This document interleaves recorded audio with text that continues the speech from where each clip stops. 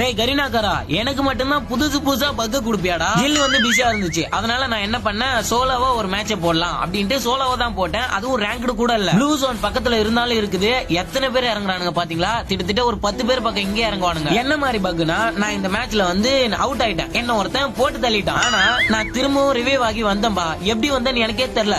எப்படா வந்தேன் அப்படின்ற மாதிரி தான் எனக்குள்ளேயே ஃபீலா இருந்துச்சு. கடைசி வரைக்கும் பாத்தீங்கன்னா தெளிவா புரியும், அதனால கடைசி வரைக்கும் கண்டிப்பா பாருங்க. யார் யாரெல்லாம் லைக் போடலையோ அவங்க ஃப்ரீ ஃபயர் ஐடிக்கு 10 ரூபா ஆஃபரே வராது பாத்துக்கோங்க. சரி, இப்போ ட்ரிக்கா விளையாட ஆரம்பிக்கலாம். எப்பவுமே ப்ளூ ஜோன்ல நிறைய பேர் இறங்குவானுங்க, அதனால நம்ம லூட் மேலேயே கரெக்டா குதிக்கணும். அதுக்கப்புறம் நம்மளோட முழு திறமையும் லூட் அடிக்கிறதுலயும் கில் எடுக்கிறதுலயும் மட்டும்தான் இருக்கணும். இப்போ ஒரு ஓசிக்கல நான் அசால்ட்டா எடுத்துட்டேன்னா ப்ளூ ஜோன்ல இறங்கி இருக்கோம், அதனால எப்பவுமே மூவ்மெண்ட்லயே இருக்கணும். நம்ம ஒரு இடத்துல நின்னாலே இப்ப நான் அடிக்கிற மாதிரி ஹெட்ஷாட் நமக்கு எவனாவது அடிச்சிரும். தம்பி அடிக்காத தம்பி, இந்த ஓடிக்கிற தம்பி அடிக்காத தம்பி. ஐயோ பாதி எழுத்த குறைச்சிட்டாம்பா. உள்ள போய் வேற ஒருத்தனை அடிக்க போறேன், என்னையும் அடிச்சிட்டாம்பா. எப்படிடா ரிவைவ்னு காட்டுது. ரிவைவ் ஆகி வந்துட்டு டேஞ்சர் ஜோன்ல போனா காலி ஆயிட்டேன்.